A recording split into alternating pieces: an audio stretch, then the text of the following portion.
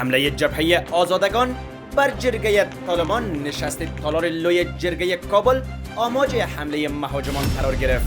جلسه توافق در کابل صدای تفنگ در شمال جنگ اندراب بار دیگر از سر گرفته شد. انشالله عملیات جریان داره و تماما مردم خود و ملت خود اطمینان میتیم که به قریب وقت انشالله پیروزی در سطح خوسته ها و بغلانه ها از آن ملت افغانستان است. انتقاد از حکومت انحصاری در کابل، اعلام موجودیت جبهه جدایی در شمال، نخستین جبهه جنگی ترک تباران در بلخ اعلام موجودیت کرد. جرگه طالبان بدون حضور بانوان زنان نشست طالبان را نمایشی می‌دانند و شعار وحدت ملی زیر سایه حکومت قومی پدرام میگوید که مشکل افغانستان قومی است.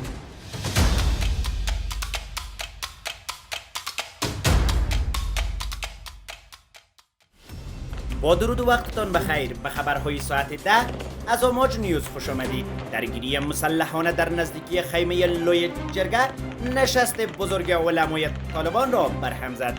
لحظاتی بعد از وقوع انفجار طالبان اعلام کردند که نخستین روز نشست بزرگ علما به پایان رسیده است، اما پس از دقایق دوباره اعلام شد که این نشست از سر گرفته شده است. منابع به آماج میگویند درگیری مسلحانه حوالی ساعت 12:40 به وقت محلی آغاز شده و برای 1 ساعت ادامه داشت. همزمان با آغاز درگیری جبهه ملی آزادگان با نشر خبرنامه‌ای گفت که نیروهای ویژه این جبهه بر تالار لوی جرگه حمله کردند.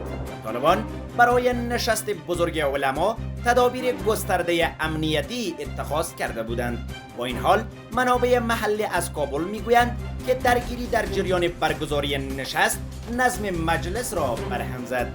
ذبیح الله مجاهد سخنگوی طالبان وقوع انفجار و درگیری را انکار کرده و گفت در اطراف گردهمایی هیچ مشکلی وجود ندارد و گفته وی نیروهای امنیتی بر یک محل مشکوک چند فایر کردند و نگرانی وجود ندارد.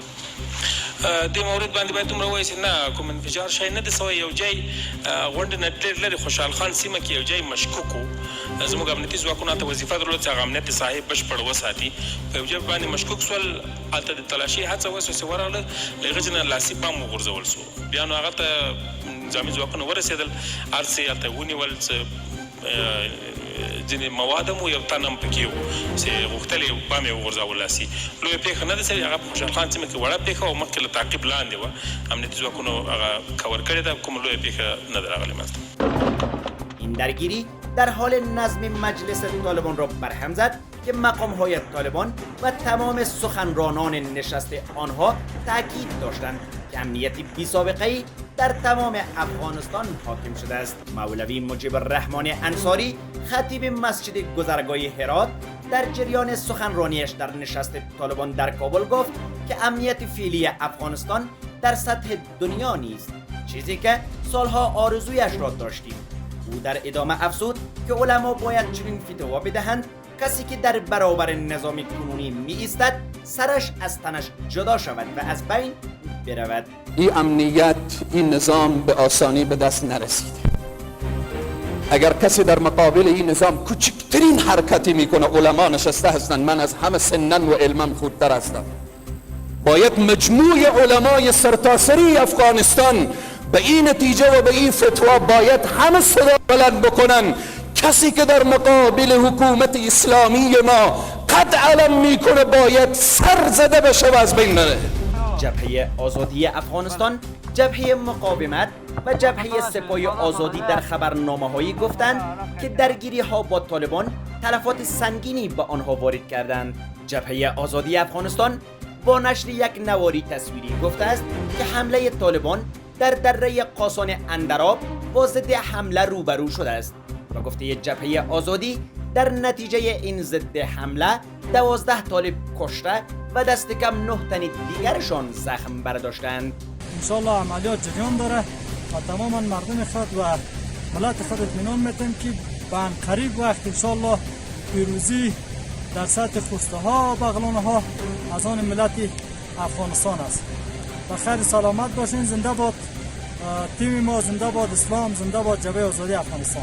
از سوی دیگر جبهه مقاومت نیز در خبرنامه‌ای گفته است که 15 طالب در جریان درگیری ها با نیروهای این جبهه در ولسوالی اندرابی ولایت بغلان کشته و زخمی شدند. این جبهه افزوده است که در پی درگیری های شدید میان مقاومتگران و طالبان در اندراب 10 طالب کشته و 5 تن دیگری آنان زخم برداشتند. جبهه مقاومت علاوه کرده است که این درگیری در روستای کاسه تراش ولسوالی اندراب از نیمه های شب گذشته آغاز شده بود و تا نیمه های امروز ادامه داشت. این جبهه اضافه کرده است که جسد 2 تن از طالبان نیز در کوهها باقی مانده است. جبهه سپاه آزادی نیز با نشر ویدیوی درگیری از شب گذشته گفته است که حمله طالبان بر پاسگاه مقاومت این جبهه در دره قاسان با ضد حمله روبرو و در نتیجه آن 5 طالب کشته شدند. جبهه سپاه آزادی همچنان جان باختن 2 تن از مقاومتگران را تایید می‌کند. گفتنی است که از چند ماه به این سو حمله های نیروهای ضد طالبان در بغلان افزایش پیدا کرده است. به دنبال افزایش این تحرکات طالبان از چند روز به این سو شماری از جوانان و نظامیان پیشین بغلان را به اتهام همکاری با جبهات ضد طالبان بازداشت کردند. تفنگداران در نواری با پرچم‌های ترکستانی جنوبی در ولایت بلخ اعلام موجودیت کرده و میگویند که برای دفاع از حق ترک تباران مبارزه خواهند کرد. این نخستین جبهه جنگی ترک تباران در شمال افغانستان می باشد. در نوار تصویری یکی از این تفنگداران گفته است که مردم به زودی شاهد یک تحول خواهند بود. اعضای این جبهه خودشان را سربازان گمنام نامیده و از طالبان در این نوار تصویری یادی نکردند. طالبان نیز تا اکنون در این مورد چیزی نگفتند. Allah Türk'ünü korusun ve birliğimizi bozmasın. Yaşasın Güney Türkistan, yaşasın Güney Türkistan.